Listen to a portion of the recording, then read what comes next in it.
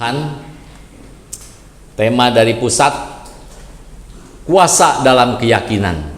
Pusat menginstruksikan bahwa setiap minggu keempat itu minggu penginjilan, ya, minggu penginjilan.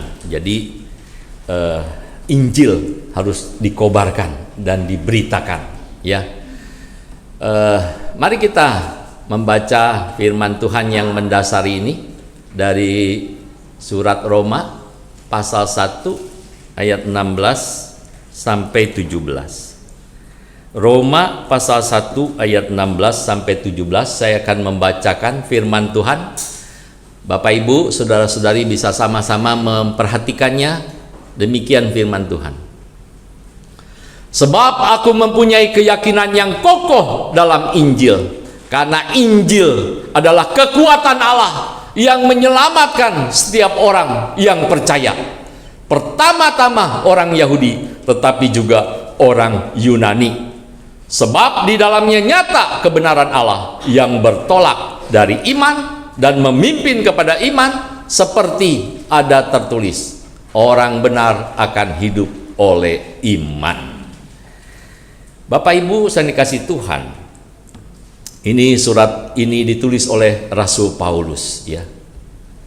Sekaligus di dalam ayat ini terungkap bagaimana keyakinan Paulus.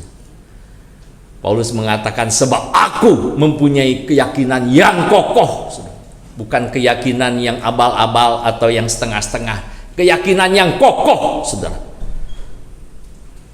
Kita tahu semua latar belakang Rasul Paulus, ya. Setidaknya sudah beberapa kali, seringkali saya ungkapkan di khotbah-khotbah atau di pelajaran PA, ya. Bagaimana Rasul Paulus seorang yang menganiaya Tuhan, yang memerangi jalan Tuhan, yang memerangi kekristenan. Bagaimana dia menangkap orang-orang Kristen, persekutuan Kristen di ubrak-abrik, ya. Bahkan dia menjadi saksi ketika Stefanus dibunuh, dirajam oleh batu, dan dengan semangat yang berkobar-kobar dia meminta surat kuasa kepada mahkamah agama untuk mengejar orang-orang Kristen. Dalam perjalanannya ke Damsyik, ketika itulah Tuhan melawat dia. Ketika dia naik kuda bersama dengan rombongannya, dia melihat cahaya yang lebih terang dari matahari sehingga dia terpelanting dan menjadi buta, saudara. Kemudian dia mendengar suara, Saulus, Saulus, mengapa engkau menganiaya aku? Kaget Paulus, siapa engkau Tuhan? Akulah Yesus yang engkau aniaya. Saudara, seorang penganiaya, dia tidak mengerti bahwa apa yang dia lakukan selama ini dengan gigih, dengan semangat berkobar-kobar, itu melawan Tuhan, melawan Tuhan. Saat itulah Rasul Paulus disadarkan, ya.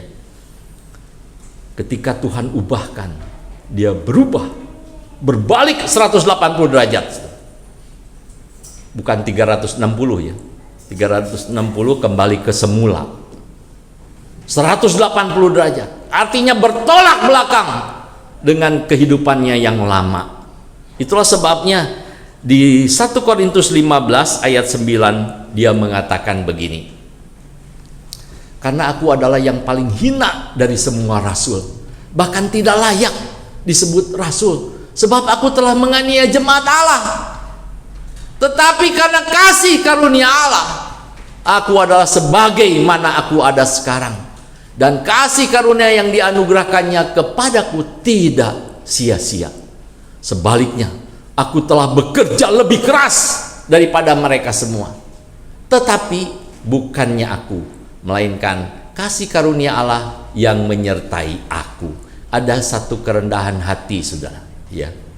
Jadi Tuhan ubahkan, ya, dari pribadi yang keras, yang penuh semangat, dan mungkin merasa dia hebat, ya, ketika dia belum mengenal Tuhan, dia berbalik ketika merasakan jamahan Tuhan, bagaimana Tuhan menyatakan diri dan Tuhan mau menerima dia, mengampuni dia. Dia mengatakan hina ya di antara rasul.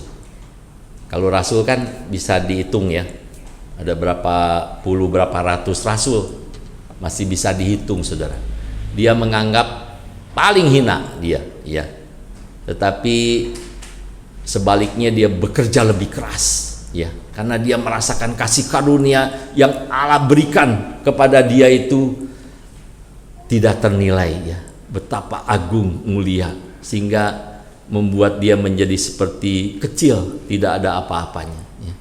Dia mengatakan aku bekerja lebih keras, tetapi ya, bukan kesombongan saudara, tetapi dia menyadari itu semua pun yang dia lakukan karena kasih karunia, karena Tuhan yang memampukan, Tuhan yang bekerja di dalam dia. Kemudian di Efesus 3 dia mengatakan,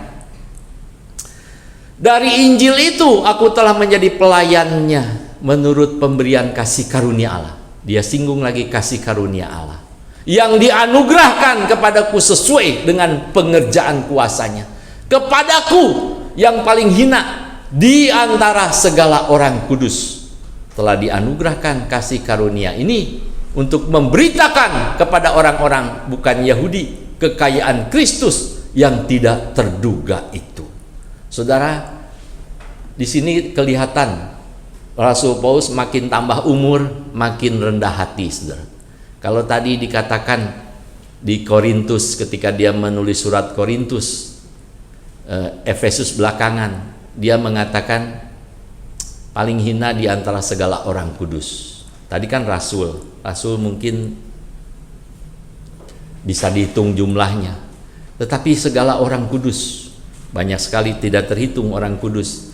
Dia menganggap paling hina di antara segala orang kudus. Dia menempatkan dirinya di bawah lagi. Telah dianugerahkan kasih karunia ini untuk memberitakan kepada orang-orang bukan Yahudi kekayaan Kristus. Dia sudah menyadari dan mengerti betapa hebat kaya hal-hal yang begitu mulia di dalam Kristus, sehingga dia harus beritakan kepada orang-orang. Berikutnya saudara, 1 Timotius 1 ayat 15, perkataan ini benar dan patut diterima sepenuhnya. Kristus Yesus datang ke dunia untuk menyelamatkan orang berdosa, dan di antara mereka akulah yang paling berdosa. Tetapi justru karena itu aku dikasihani, agar dalam diriku ini sebagai orang yang paling berdosa, Yesus Kristus menunjukkan seluruh kesabarannya. Dengan demikian aku menjadi contoh bagi mereka yang kemudian percaya kepadanya dan mendapat hidup yang kekal. Lebih lagi ya, ini dia menempatkan diri lebih rendah lagi saudara. Tadi di antara orang-orang kudus aku paling hina. Sekarang dia mengatakan di antara semua orang berdosa aku paling berdosa. Semua orang berdosa, berarti di antara semua orang dia paling berdosa. Dia merendahkan diri sedemikian rupa. Kenapa saudara? Karena dia betul-betul menyadari kasih karunia Tuhan Yesus yang diberikan, dianugerahkan kepada dia. Mungkin dia sering membayangkan, kenapa Tuhan Yesus tidak membunuh saya saja ya. Jangan lihat sinar terang dia terpelanting menjadi buta saja, mati aja sekalian ya. Karena dia sedang melawan Allah, dia sedang menganiaya, mengejar-ngejar jemaat Tuhan yang adalah tubuh Tuhan. Tetapi Tuhan masih mau menerima dia dan lebih lagi mengampuni dan memberikan kasih karunia-Nya ya. Bahkan mempercayakan tugas pemberitaan kabar baik itu kepada dia ya, yang menjangkau bangsa-bangsa lain, baik Yahudi maupun non-Yahudi, tapi kepada bangsa-bangsa lain yang diutus oleh Tuhan Yesus. Jadi mungkin dia merasakan begitu sabar Tuhan, ya. Makanya dia mengatakan di ayat 16, Yesus Kristus menunjukkan seluruh kesabarannya. Dengan demikian aku menjadi contoh bagi mereka yang kemudian percaya kepadanya dan mendapat hidup kekal. Saudara, kita harus menyadari setiap kita sebetulnya sama seperti Paulus, ya, orang berdosa yang akan menuju maut. Semua orang di dunia ini berdosa, siapapun dia, dari suku, latar belakang apapun, berdosa. Karena firman Tuhan dengan tegas mengatakan, karena semua orang telah berbuat dosa dan telah kehilangan kemuliaan Allah, dan upah dosa itu adalah maut. Jadi setiap orang berdosa, kaya, miskin, besar, kecil, tua, muda, terpelajar, tidak terpelajar, punya kedudukan, tidak punya kedudukan, semua sedang menuju maut. Tetapi karena Kristus datang ke dunia ini, rela menanggung dosa isi dunia ini, ya, terbuka jalan, saudara. Terbuka jalan menuju selamat. Tuhan membuka pintu bagi siapapun, dimanapun, kapanpun, yang mau percaya dan menerima Dia, memperoleh keselamatan yang kekal, mendapat hidup yang kekal, saudara.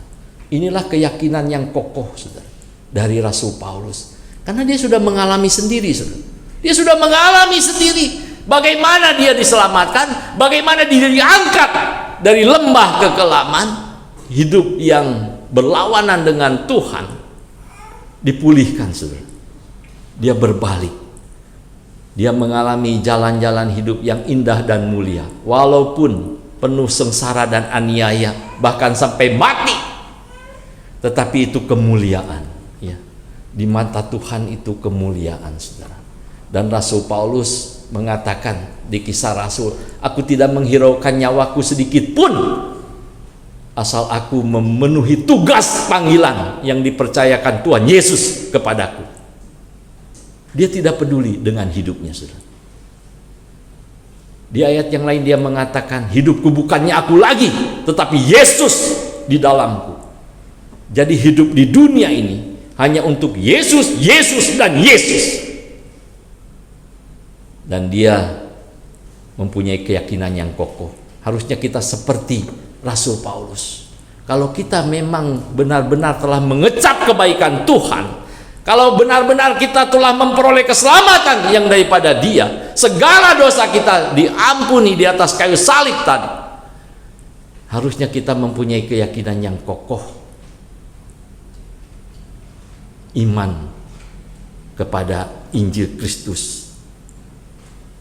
Itulah sebabnya Rasul Paulus berjuang lebih keras dari rasul-rasul lain untuk memberitakan Injil.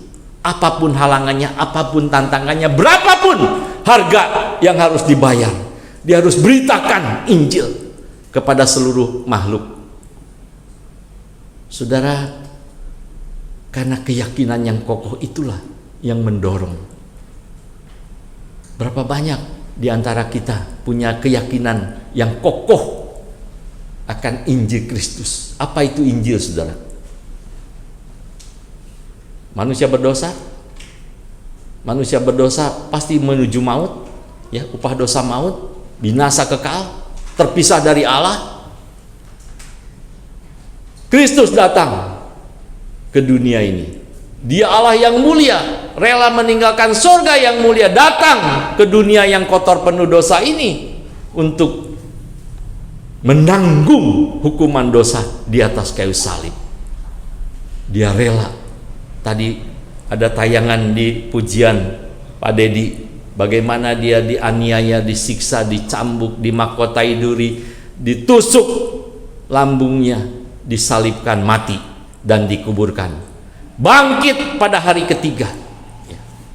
Setiap orang yang mau percaya kepada Dia tidak binasa, dosanya digantikan oleh Tuhan di atas kayu salib, dan dia memperoleh hidup yang kekal. Saudara, itu Injil, saudara. Injil yang harus diberitakan supaya semua orang dengar, Tidak terkecuali, saudara. Kalau kita sudah mengalami keselamatan yang seperti itu, bagaimana mungkin kita bisa diam ketika melihat orang-orang di sekeliling kita belum diselamatkan, belum mendengar nama Yesus? Beritakan, saudara, jangan diam. Doakan, doakan. Pakai lutut, saudara, doakan. Siapa itu?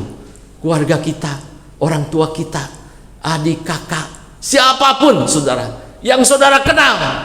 Pasti Tuhan tuntut bertanggung jawab. Kalau saudara mungkin tidak kenal, ya, mungkin masih belum dipertanyakan, walaupun itu bisa diusahakan, saudara.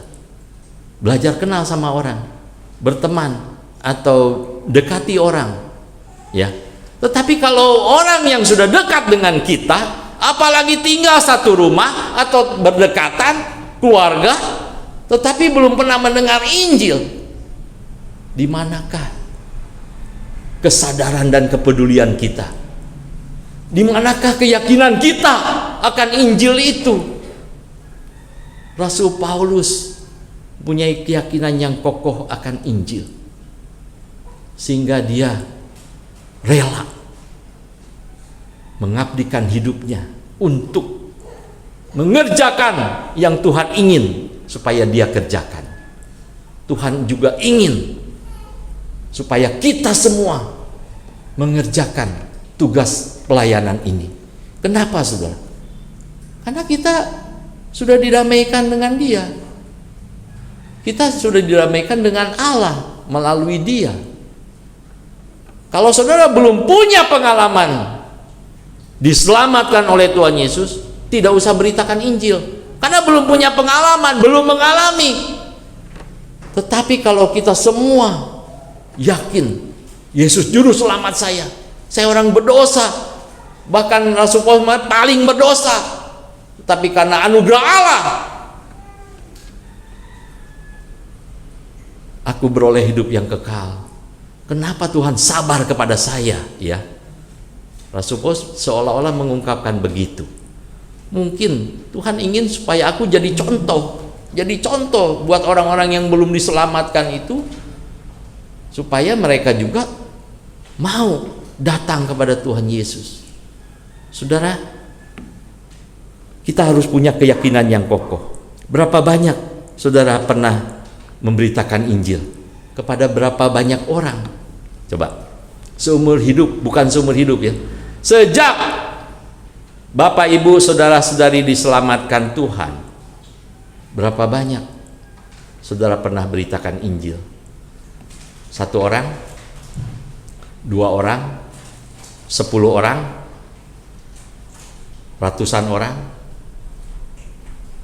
Saudara jangan mengatakan, wah, itu tugas pendeta, itu tugas hamba Tuhan, itu tugas penginjil. Keliru, saudara, ya. Ketika Tuhan mengatakan, jadikanlah semua bangsa muridku, baptislah mereka dalam nama Bapa, Anak, dan Roh Kudus, ajarlah mereka apa yang sudah kuperintahkan kepadamu. Saudara, itu tugas semua orang percaya.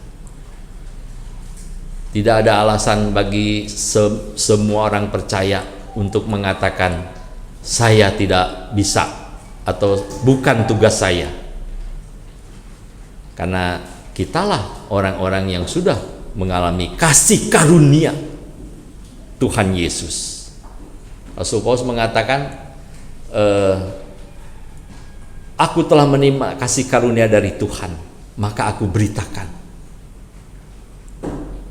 Kecuali kalau kasih karunia itu menjadi sia-sia.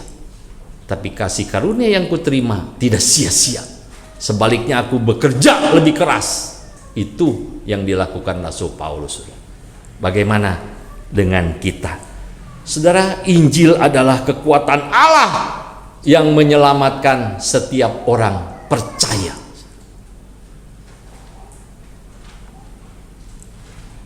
Apa itu keselamatan, saudara? Keselamatan bahasa Yunaninya soteria, berarti pembebasan atau mengantar dengan aman melalui atau menjaga dari bahaya. Saudara, kalau kita baca perjanjian lama, ada banyak kisah Allah menyelamatkan umatnya, ya. Sehingga Allah itu dikenal sebagai Allah penyelamat, ya. Ada banyak ayat-ayat, misalnya Mazmur 27 ayat 1, Daud mengatakan, Tuhan adalah penyelamatku, Tuhan adalah penolongku, kepada siapa aku harus takut, kepada siapa aku harus gemetar? Allah, Tuhan penyelamatku, ya. Tuhan adalah terangku dan keselamatanku, kepada siapakah harus takut? Tuhan adalah benteng hidupku, terhadap siapakah aku harus gemetar? Tidak ada, saudara, yang harus kita takutkan. Saudara takut apa, saudara? Kalau saudara punya rasa takut, berarti saudara belum sempurna di dalam kasih. Firman Tuhan mengatakan di dalam kasih tidak ada ketakutan. Takut apa? Coba saya mau tanya. Takut kelaparan, takut tidak ada makan. Tuhan kasih tahu, Bapa memelihara. Takut apa? Ancaman, bahaya, pedang, atau apapun. Takut apa, saudara? Saya waktu muda, kalau sebelum menikah ya, saya suka kesana kemari. Saya bisa pergi keluar pulau, tapi ketika orang-orang mengatakan, kamu nggak takut? Ya takut apa, saya bilang. Terus saya mengatakan, manusia itu resiko paling tinggi mati, toh. Mati. Memangnya apa lagi? Ya mati. Mati tidur di pembaringan atau mati dibunuh orang, sama aja, ya, sama saja. Jadi Rasul Paulus orang yang sudah tidak kenal takut, saudara, ya. Jadi dia berkali-kali, ya, mengalami ancaman bahaya maut dari binatang buas, dari penyamun, dari kelaparan, kedinginan, karam kapal, dilempari batu, ya, dicambuk, didera berulang kali, terakhir dipenggal. Keputusan Romawi, dia dieksekusi, kepala terpisah dari badan, ya, nggak masalah, ya. Sekarang dia bersama dengan Tuhan di dalam kemuliaan. Bapak Ibu, saya dikasih Tuhan, Allah perjanjian lama dikenal sebagai penyelamat umatnya, walaupun waktu itu masih bayangan, ya. Tetapi di dalam perjanjian baru, saudara, Tuhan datang, Kristus betul-betul hadir di dunia ini, ya. Sehingga keselamatan begitu jelas dan terang, ya. Di dalam perjanjian lama, di dalam perjanjian baru digambarkan sebagai jalan, saudara, jalan yang menerobos kehidupan ini menuju kepada persekutuan abadi dengan Allah di sorga. Itu keselamatan, saudara, ya. Matius 7 ayat 14. Kita buka ya sekilas supaya saudara bisa tahu. Karena sesaklah pintu dan sempitlah jalan yang menuju kepada kehidupan, dan sedikit orang yang mendapatinya. Markus 12 ayat 14. Orang-orang itu datang dan berkata kepadanya, Guru, kami tahu engkau adalah seorang yang jujur dan engkau tidak takut kepada siapapun juga, sebab engkau tidak mencari muka, melainkan dengan jujur mengajar jalan Allah dengan segala kejujuran. Jalan, ya, di situ. Yohanes 14 ayat 6. Akulah jalan, kebenaran dan hidup. Tidak ada seorang pun datang kepada Bapa kalau tidak melalui aku. Kisah Rasul 16:17. Ia mengikuti Paulus dan kami dari belakang sambil berseru, katanya. Ini yang saya khotbahkan beberapa minggu lalu, ya, roh tenung. Jadi Rasul Paulus waktu memberitakan Injil, ada perempuan ngikuti dia sambil teriak-teriak, "Oh, ini hamba Allah yang Maha Kudus." Jadi Paulus cuek aja. Roh tenung yang ada di dalam perempuan itu teriak-teriak seperti ini. ayat 17. Ia mengikuti Paulus dan kami dari belakang sambil berseru katanya, orang-orang ini adalah hamba Allah yang maha tinggi. Mereka memberitakan kepadamu jalan kepada keselamatan. Saudara, jalan ya. Orang berdosa jalannya kemana? Kebinasaan, maut. Rasul Paulus Saulus sebelum bertobat namanya Saulus, sedang berjalan menuju maut, saudara. Setiap orang yang melawan Allah, yang hidup bertolak belakang dengan kehendak Allah, pasti maut, pasti kebinasaan. Tetapi di tengah jalan dia berjumpa dengan Kristus. Dan itulah titik balik hidupnya. Bukan lagi jalan menuju maut, jalan menuju hidup. Itu keselamatan di dalam perjanjian baru, saudara. Dan masih ada banyak ayat lain, saudara nanti bisa buka di rumah ya. Jalan keselamatan itu harus dijalani hingga akhir, saudara ya. Jangan pernah saudara menyangkal Tuhan ya. Menyangkal Tuhan itu bisa dua macam, saudara. Saudara melawan Tuhan ya, mengata-ngatai Tuhan atau tidak takut Tuhan. Yang kedua, saudara tidak mempedulikan dia. Kalau memang Yesus Kristus segala-galanya bagi saudara dan saya, Yesus Kristus satu-satunya Tuhan dan junjungan kita, Tuhan dan juru selamat kita, harus yang utama di dalam hidup kita ya. Kalau kita tidak mempedulikan dia, itu sama dengan menyangkal dia secara pasif, saudara. Yang kedua, kalau saudara tidak lakukan perintahnya, artinya berlawanan. Karena Tuhan maunya ke kiri, kita ke kanan. Tuhan maunya kita lurus, kita menyimpang ke kiri ke kanan. Itu bentuk penyangkalan juga, saudara. Jadi penyangkalan itu bukan cuma dengan kata-kata aku tidak percaya Yesus, aku tidak percaya Yesus. Bukan hanya begitu, saudara. Tetapi kalau kita tidak taat perintah-perintahnya, itu sama kita tidak percaya kepada dia, menyangkal dia. Kalau tidak kita tunduk di hadapan dia ya, itu artinya kita tidak mempercayai dia. Kemudian kalau kita tidak mempedulikan dia, itu juga sama, saudara, penyangkalan. Saudara, ketika Rasul Paulus menyadari kasih karunia yang sedemikian rupa, jalannya dari maut kepada hidup, dari maut kepada kehidupan, dari gelap kepada terang, dia tidak bisa memungkiri itu, saudara. Seumur hidupnya dia abdikan untuk Tuhan, karena bagi dia tidak ada yang lain ya. Seperti pada dinyanyikan, semua sia-sia kalau bukan karena Tuhan, semua sia-sia kalau bukan untuk Tuhan.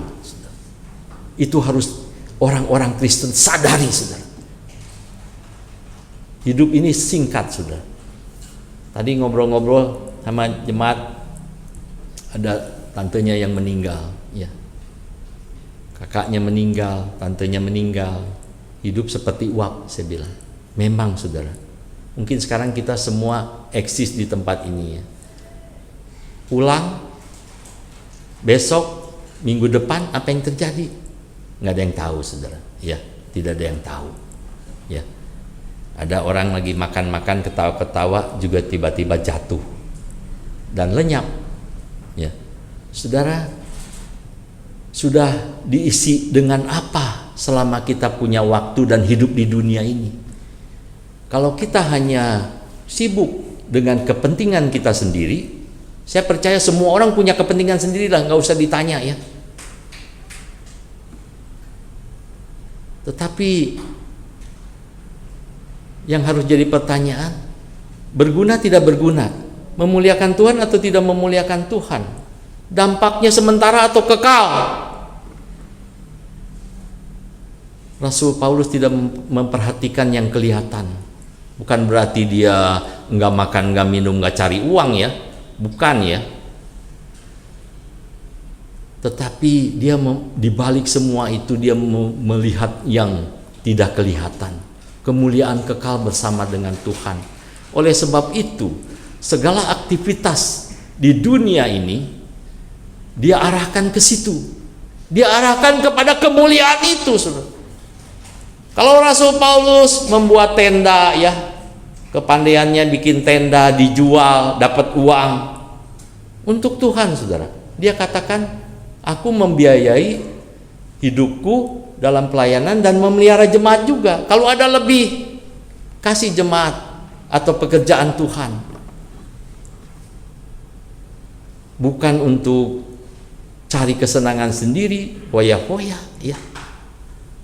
Kalau udah punya rumah 1 pengen 5, pengen 10, rumah kecil pengen besar, pengen mewah, kendaraan jelek pengen yang baru, pengen yang mahal, arloji murah nggak mau, maunya yang ratusan juta. Buat apa, Saudara? Ya.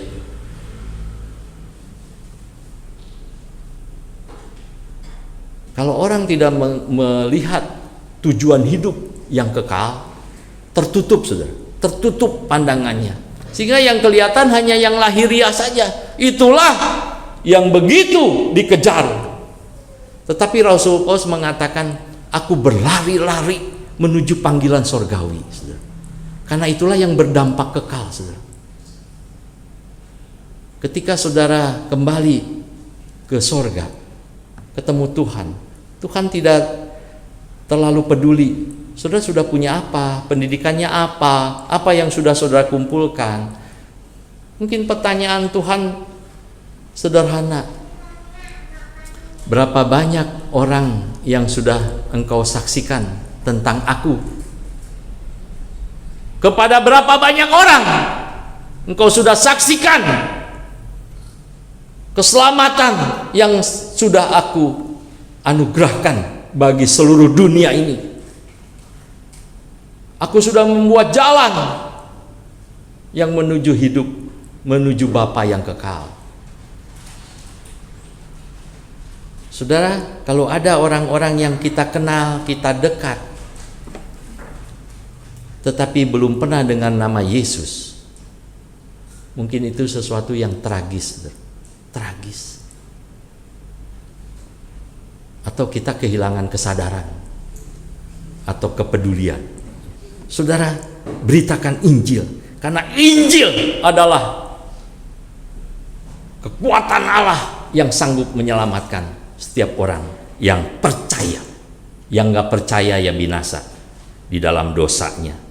Tetapi Injil adalah kekuatan Allah.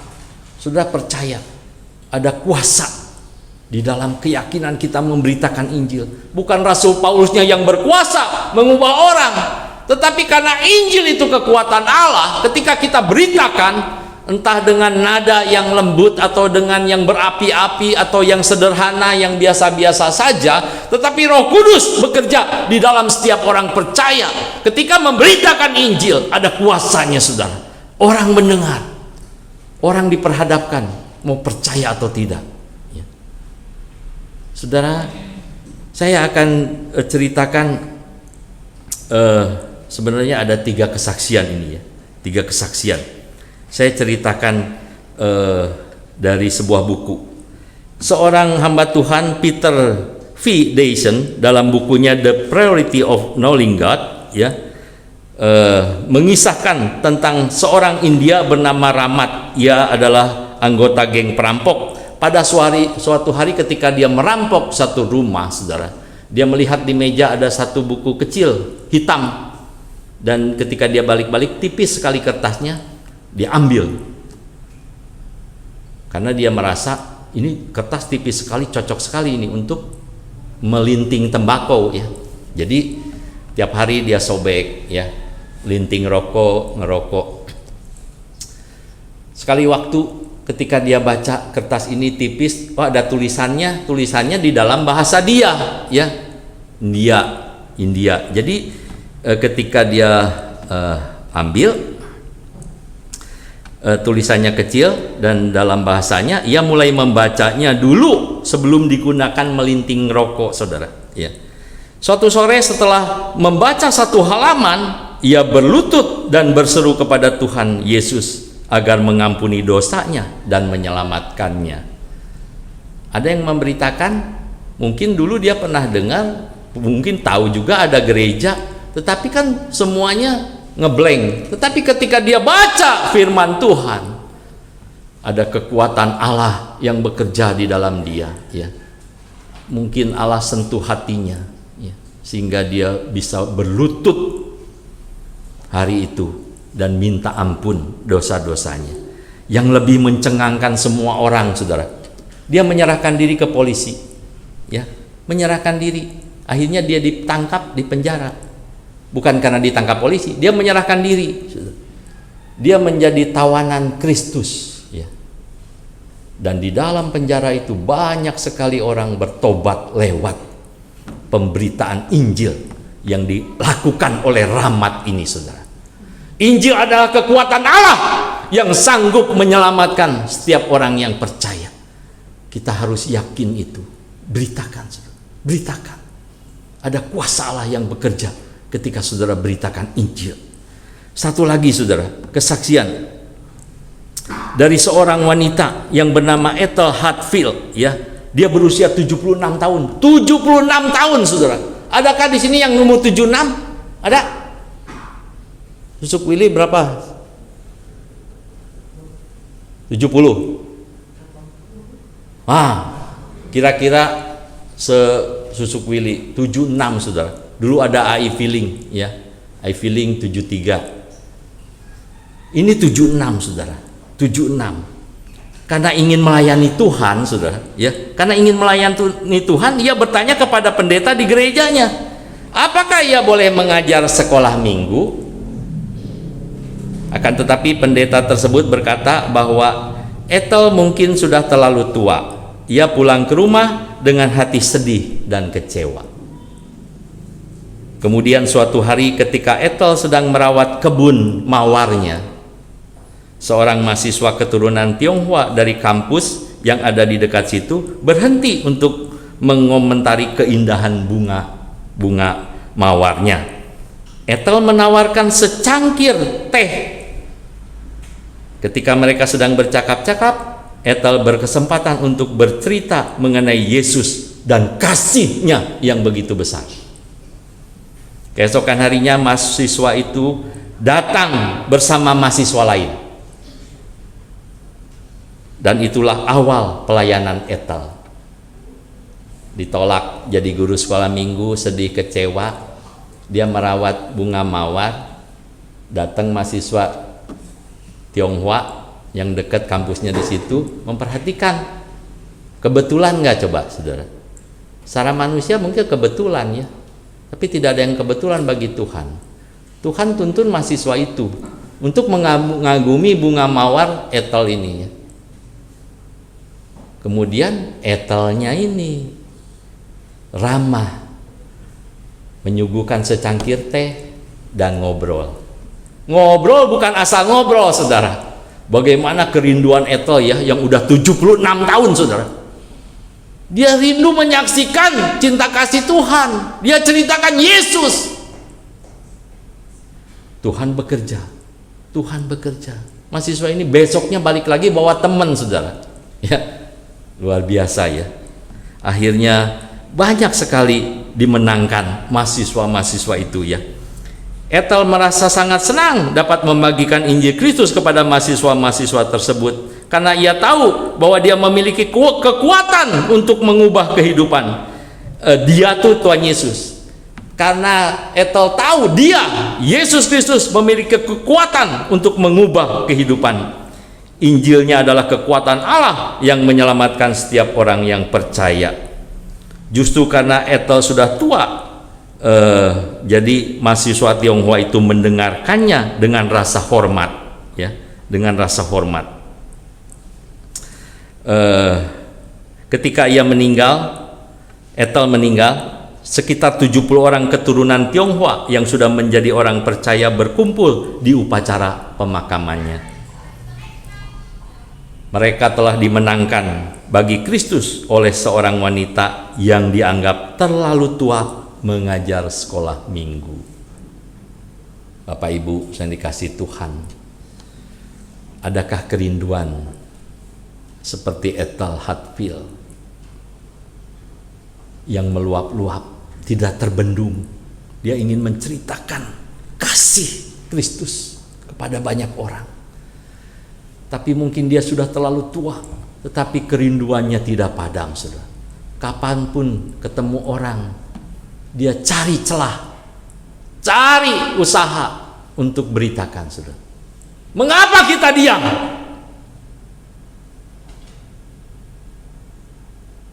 Minggu ini pusat menginstruksikan sebagai minggu penginjilan, minggu terakhir, minggu keempat, saudara. Kalau dulu setiap ada minggu kelima, minggu penginjilan, tetapi setiap minggu keempat akan diberitakan Injil, supaya mendorong kita sekalian memberitakan Injil. Saudara, jangan diam. Kalau kita betul-betul sudah mengecap kebaikan Tuhan, mengalami keselamatan itu, beritakan, saudara. Jangan diam. Berdoa, Tuhan menguatkan, Tuhan menolong. Satu lagi kesaksian terakhir. Berapa hari yang lalu saya mendengar khotbah Pendeta Stephen Tong. Udah kenal semua ya, Stephen Tong. Sekarang udah mungkin umur 85 atau 84. Ya. Karena waktu Pak Caleb Tong, Pendeta Hok Im Tong tahun lalu meninggal, Pak Caleb Tong berusia 85 dan Stephen Tong 84. Mungkin sekarang 85. Berapa hari yang lalu khotbah di gerejanya di Jakarta, dia menceritakan satu kesaksian di dalam khotbahnya itu. Dia katakan begini, tahun 66 ya, umur 20 lebih dia menyerahkan hidup kepada Tuhan, ya, menjadi hamba Tuhan. Kemudian dia belajar di saat malam. Setelah lulus, kemudian dia diminta menjadi dosen.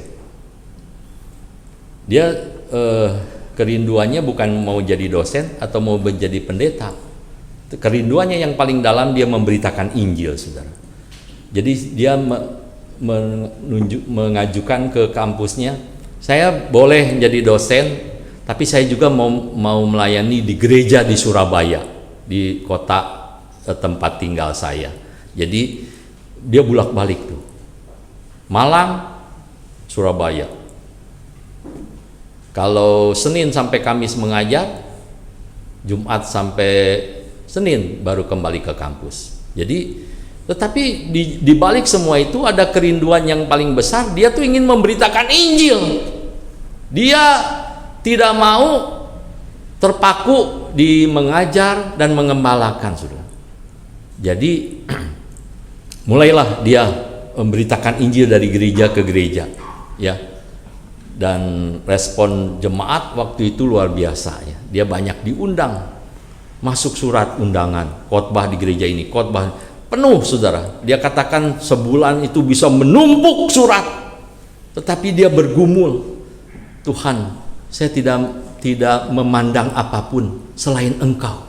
Saya tidak memandang gereja mana, besar, kecil, atau yang memberi dia amplop atau apa.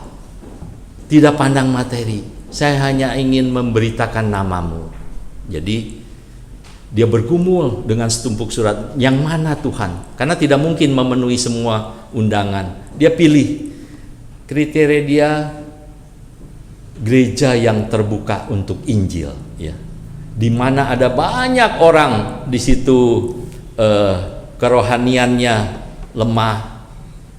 Pokoknya gereja-gereja yang seperti itu yang diperhatikan Tuhan, yang diperhatikan Pak Stephen Tong, karena dia ingin supaya orang mendengar dan diubahkan hidupnya, beritakan Injil.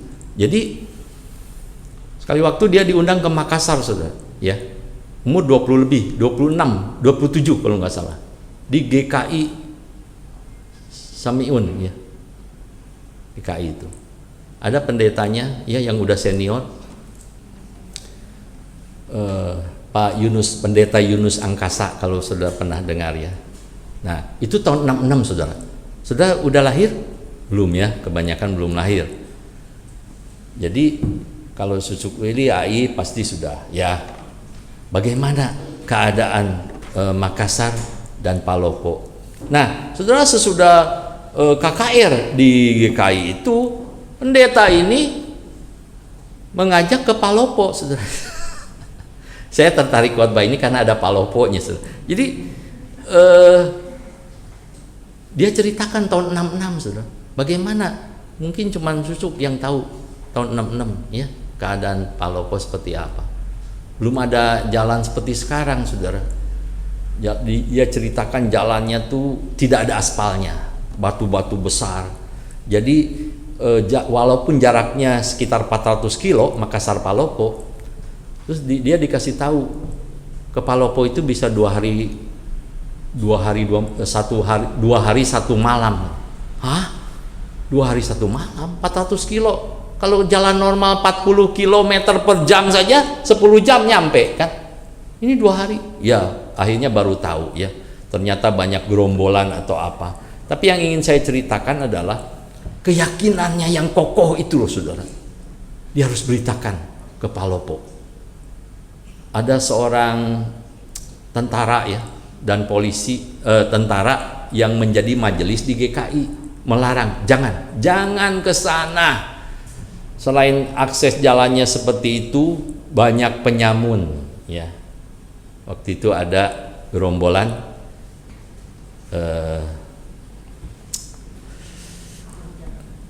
Kahar Muzakar ya, rawan sekali, saudara, antara mati dan hidup. Jalan nggak ramai sekarang ya, sepi, tidak ada orang. Kalau orang melintas di jalan, misalnya 1 truk atau 1 mobil, bisa habis-habisan. Bukan hanya barang dirampok, nyawa pun bisa melayang, saudara. Tetapi Pak Stephen Tong bilang ke majelis ini, saya tidak tahu apakah ada perampok, penyamun, bahaya.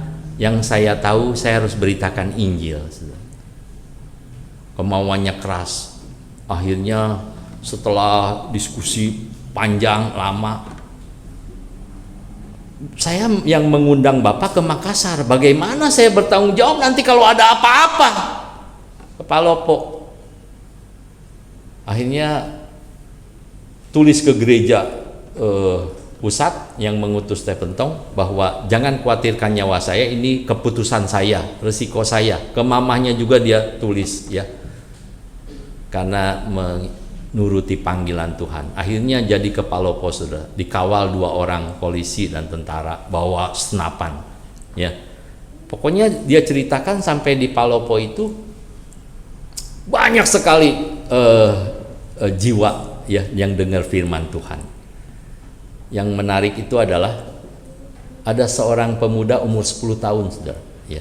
Sebenarnya Pak Stephen Tong sudah melupakan kisah ini karena udah terlalu lama, 66 tahun 66 ya. Tetapi ada orang datang ke Jakarta beberapa hari yang lalu ceritakan, saya orang Palopo, dulu waktu Bapak KKR ke Palopo saya hadir. Waktu itu saya masih umur 10 tahun. Tetapi setiap kata di khotbah Bapak saya catat dalam ingatan saya. Akhirnya dia kuliah di Jakarta ya, setelah jadi pemuda kuliah di Jakarta menjadi sukses ya. Terus dia ceritakan, Pak Stephen Tong pasti nanyanya bukan hal-hal seperti itu, bukan tentang sukses atau apa. Berapa banyak orang yang sudah kamu injili, berapa banyak pelayanan yang sudah kamu kerjakan. Luar biasa, saudara. Dia mengatakan dia sudah mendirikan sekolah Alkitab ratusan, dan dia sudah mendirikan gereja 1000 lebih, 700 dengan yang baru-baru dirintis jadi 1000 kira-kira. Maksudnya bukan gereja membangun gedungnya, saudara, merintis gereja, ada jemaat. Nah, seperti itu, saudara. Itu buah, saudara, ya. Injil kekuatan Allah yang sanggup menyelamatkan setiap orang percaya. Beritakan, saudara. Beritakan. Pak Stephen Tong itu tidak sadar dan tidak tahu kalau tidak diberitahu, saudara. Tetapi kenapa ada kisah seperti itu? Tuhan ingin menunjukkan ada kekuatan dan kuasa Allah ketika Injil diberitakan. Jangan saudara menganggap, percuma saya beritakan, dia tidak mau dengar. Tetapi di balik semua itu Allah bekerja, saudara. Beritakan Injil, jangan diam. Mari kita berdoa. Bapa di dalam sorga, bersyukur kalau kami bisa dengar firman-Mu pagi ini. Kami diselamatkan oleh Engkau melalui berita Injil. Terima kasih untuk kasih anugerah-Mu, Tuhan. Kalau kami bisa percaya menerima Engkau sebagai Tuhan dan Juru Selamat kami, itu karena Engkau yang memberi anugerah. Tuhan, biarlah kasih karunia, anugerah yang sudah kami terima tidak menjadi sia-sia.